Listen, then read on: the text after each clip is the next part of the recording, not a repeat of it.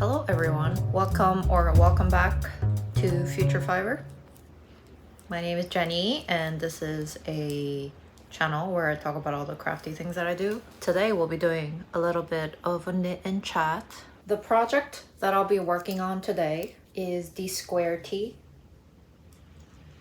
And this is a pattern by Arohi, Knit Rohi on Instagram and Ravelry. And I'm knitting it with Haiku Kobasi in the DK weight in the colorway white. The topic of today's knit and chat is kind of inspired by the current trends. By the current trends, I mean like what people talk about on TikTok, I guess. Apparently, the tides of the trend has swung from overconsumption to underconsumption. Think the underconsumption trend seems like kind of a rehashing of the de-influencing trend like around this time last year, I think. So maybe this is a cyclical cycle that people come out of after hot girl summer, where they start to reevaluate if they need to be hunkering down and saving their monies. But this is just a long-winded way of saying I wanted to talk about some knitting related items that I've previously had to talk myself out of buying. Despite how I might have inadvertently portrayed myself on this channel, I love stuff. I love spending money on stupid things. I don't think consumption necessarily, I think I've said this in a different video too, I don't think consumption necessarily is like a bad thing. I think it's morally neutral. It's just that if you're feeling guilty about buying something, like maybe it's time for us to evaluate why we feel guilty about buying that thing. Anyways, my reasons for me talking myself out of these things is usually because I have something at home that will do the same thing. And this is just, there's a trend here, and it's that I also like pretty things just as much as I like spending money. So a lot of the times what I've had to kind of talk myself out of buying are just things that I have at home already that functionally do the same thing, but it's just like a prettier version of what I have. But basically, let's talk about all the things that I did not buy and thought about buying. This also doesn't mean that I won't buy these things in the future. So if you see any of these things on my channel in the future, don't like roast me. Maybe I won the battle today, but I might lose the battle in the future. So we are but human. The first thing that I've recently had to talk myself out of, this is a constant battle for me. Every time a new version of this comes out, I'm like, ooh, shiny. That is pretty project bags. And I am specifically thinking of all the petite knit project bags that have come out over the years. Those really do have me in a bit of a chokehold. I know we rag on the popular designers a little bit. It's like, maybe we need to be a little bit differentiated. Maybe we need to branch out. Maybe we need to just try something else. I get it, but popular people are popular for a reason. And because they have a very appealing aesthetic that appeals to a lot of people, including me. That woman and her 5 blonde children have me in a chokehold. Anyways, the project bags. They are so pretty, and I know she started out with like the checkered ones and the flower pattern ones. I just went on her website recently as in like 30 minutes ago, and I saw that she had this like seersucker one too. It's so cute. It's so pretty. And I know there's other brands and businesses that do a similar style of quilted kind of cylindrical project bags. And Mood Living, they also have those leather project bags. Very cute, very aesthetically pleasing, very lovely, and I really wanted them. I still want them. I'm not even gonna lie, like I might buy one in the future when I feel like I could justify that purchase, but for now I couldn't justify the purchase. I successfully walked myself off the ledge every time, and that's because I am a messy girl. And I think I've said this in the past, where I just basically use anything that I have are laying around the house as a project bag. And most of the times I don't even use a project bag. I'll just have loose balls of yarn just like sitting on the couch. I am just a little Miss Gobelina. I cannot be aesthetically, pleasingly storing my projects. Like, I have so many drawstring bags that I've just hoarded over the years from different purchases, which I've tried to organize in the last video that I have about going through my work in progress projects. You can watch that here. So now they look a little bit aesthetically pleasing, but like, it's not as cute as they could be, right? But I just functionally, I don't need more project bags.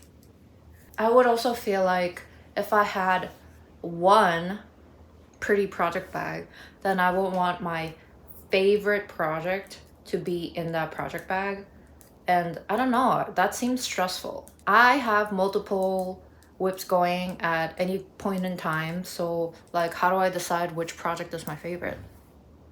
If I go outside with that bag, would I want to switch out my projects? I don't know, that seems like too much work, too much mental load for my tiny walnut-sized brain. And that is why I've been able to talk myself out of it every time. Honestly, it's been kind of easy because I think previously those bags, the petite knit ones, have sold out like relatively quickly. So she will announce like, this is when it's going to get stocked. And then I kind of think about that, and then usually it leaves my brain because dates are not a permanent concept in my head. And I'll miss the release and then they're sold out. Very lucky. Lucky girl, Jenny. I've successfully talked myself out of it yet once again by just not being able to remember dates. Number 2 is single skeins of neon pastel colored hand-dyed yarns. This is kind of specific. Every time I walk into a yarn shop, I feel like a magpie because every time I see like purple or pink with like neon speckles, like let me have that. The ooga booga in my brain just like ignites and I'm like, yes, pink neon specks, I need it. It's very, very, very bad. And I've bought several like little skeins of yarn with that exact mindset before. Exhibit A, Noro, Akashi. Well, I guess it's not hand-dyed, but it's along the same idea, you know, like just colorful purple and speckly yarn. And then exhibit 2, the Gigi Banan yarn, sock yarn that I have that I recently had to rejigger in my work in progress video. Like, I sat on that yarn for how many months now? I don't know, it's just there's some wiring in my head that makes me just go woo with those color combinations. And I've bought so many that are like in that color family that I really need to, you know, I've just had to tell myself I have to cut myself off from buying any quantity of it. Step inside to my mind castle, because when I go into a yarn store, the train of thought goes like this. I'm browsing, my eyes stop at the pink or purple hand-dyed yarns, and there's different weights, right? Oh, I didn't really intend to buy anything, but maybe I should buy that. That's really pretty. I'll normally gravitate towards like DK weight yarns, and I'll be looking at the DK weight and I'll read the yardage and I'll be like, that's not enough yardage for me to knit anything significant with. So I'll put the DK weight yarn down and then I'll go to the sock yarn and I'll find something that's like maybe the same colorway or like by a similar vibe but sock yarn, and I'll look at it and I'll be like, oh yes, this is more yardage, so I should be able to make something with this. Maybe I buy a sweater's quantity or like enough quantity to make a little top, and then I look at the price and I'm like, okay, maybe I don't do that. So I buy just one skein as a treat, and I take it home and I don't know what to do with it. And then I end up buying like more yarns of it to finish the project later. Or I end up buying like something else to hold with it, like a mohair or a suri. So that already adds to the cost. I don't know, it's just a money trap. It's a trap.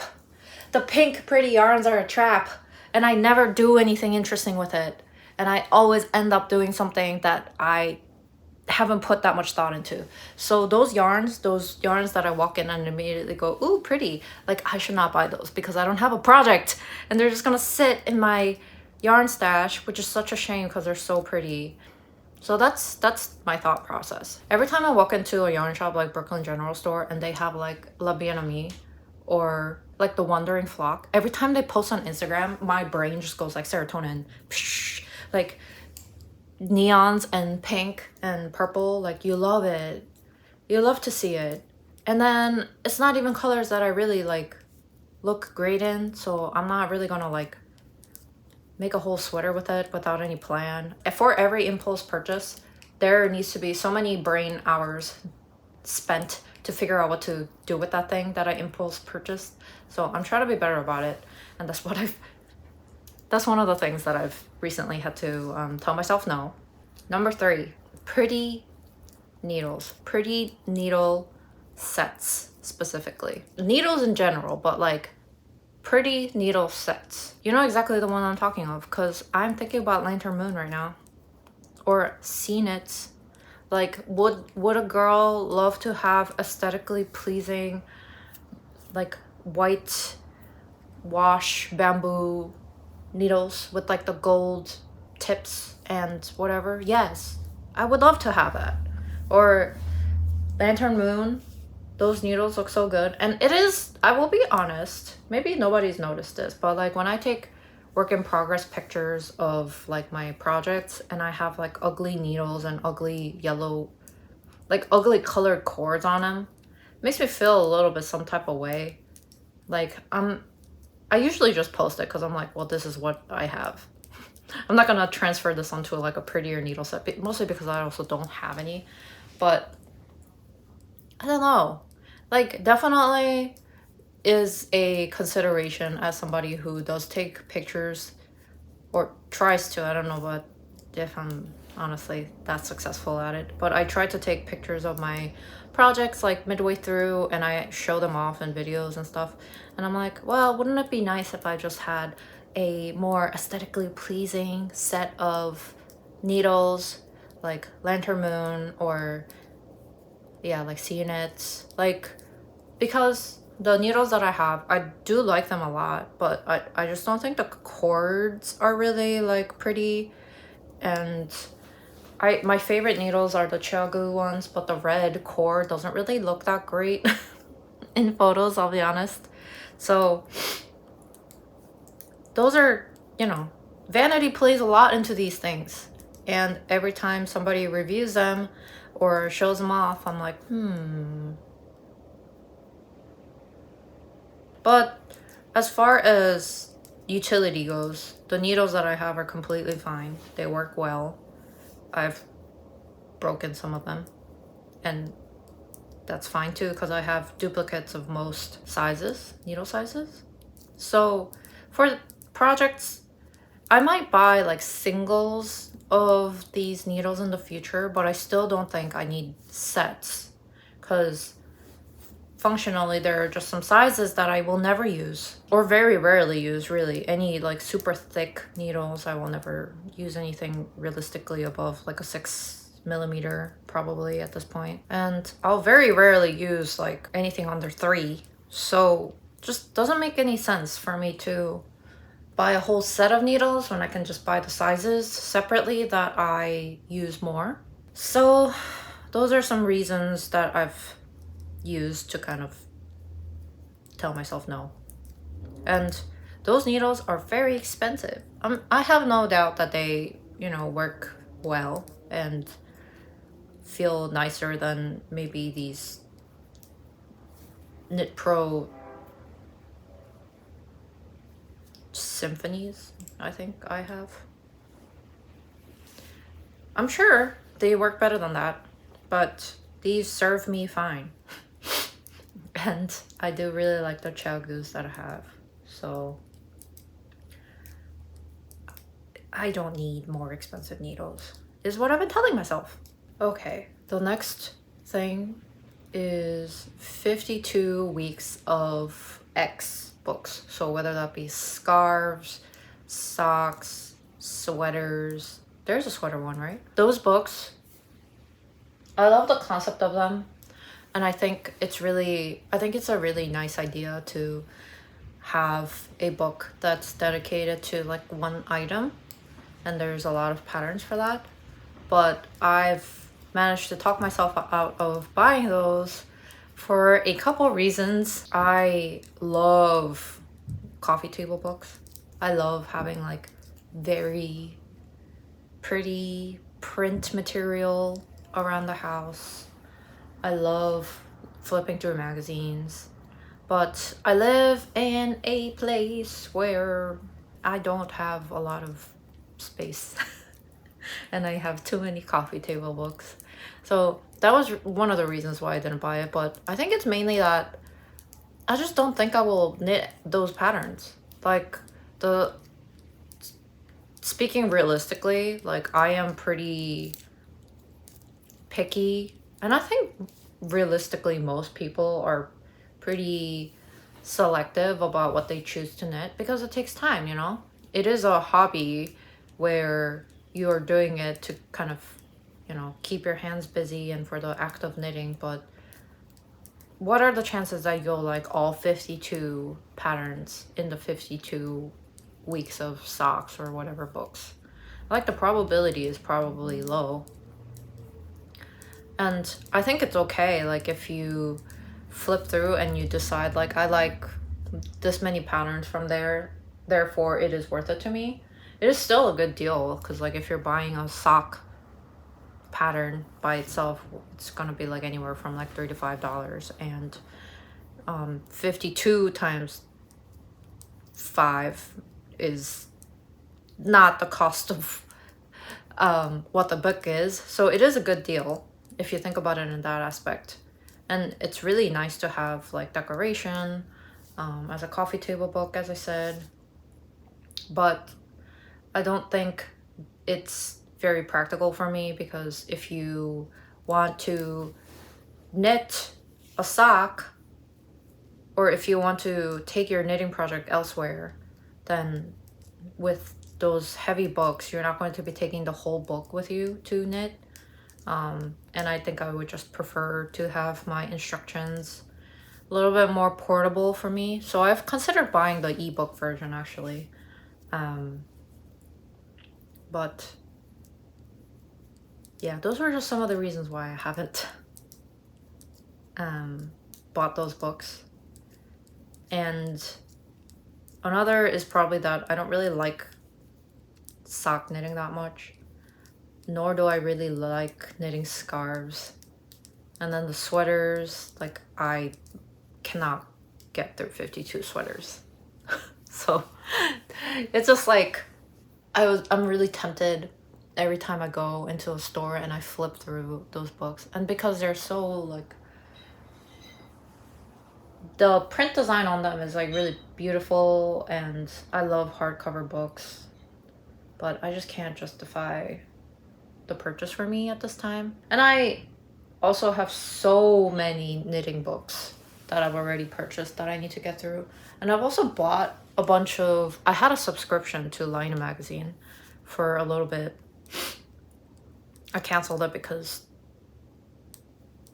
I couldn't keep up with the books. I couldn't keep up with the pacing that it comes at.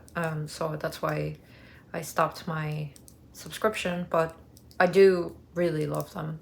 And I would like to purchase more of those, like, more books, but I just need to get through the ones that I have and kind of rotate them out maybe.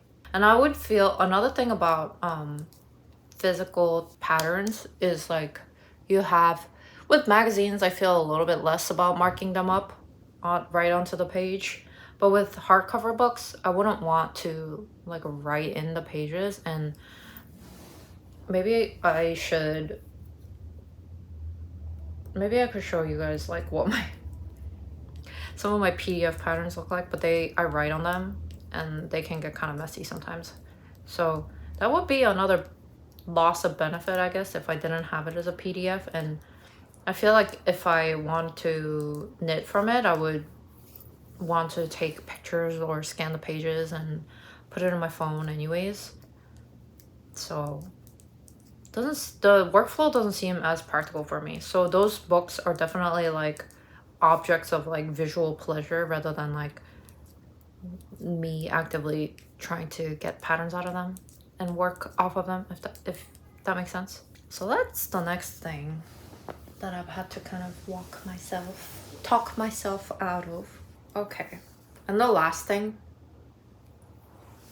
is a flatbed knitting machine.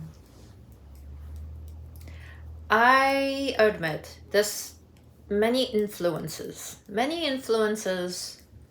about the flatbed knitting machine. Number one, Nicole from Cool Stitches. The stuff that she makes and her resilience in figuring out projects is just crazy wild to me. That's why she is talented, because she has the tenacity to kind of like figure that out. And all the vintage projects that Engineering Knits is making with her flatbed knitting machine, also amazing. Like, I think she recently made a Regency dress out of lace panels that she knitted using her flatbed knitting machine, and I think that is just what an ambitious and amazing project. Like, sincerely amazing. Like, it looks great. I cannot imagine the time that went to that project, and the bravery she had to kind of put the lace panels under a sewing machine, because I do not trust my sewing machine with anything. I don't trust her. She is not my friend. She is my enemy, and she is out for blood. My serger is my friend, but my serger is also... Anyways, so just so many interesting projects with the flatbed knitting machine, and so many promises it holds, you know? The promise of quicker projects, stockinette projects, quicker intricate projects, question mark, because if you had like the punch cards and stuff, then you could make more intricate lace designs. But realistically, let's talk realistically once again. I have a central knitting machine. I have a circular sock machine. How many times have I used those two knitting machines in the past year? The central I've definitely used more than the circular sock machine, because the circular sock machine I haven't used at all, because I don't know how to use it, because I don't have the brain capacity to figure out how to use it, or I haven't. That's why I haven't done anything with it.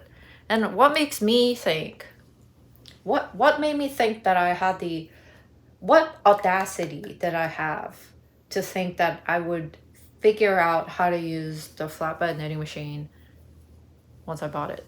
I don't know, it's such a financial commitment and a spatial commitment. Like, you need a whole desk and a place to put it.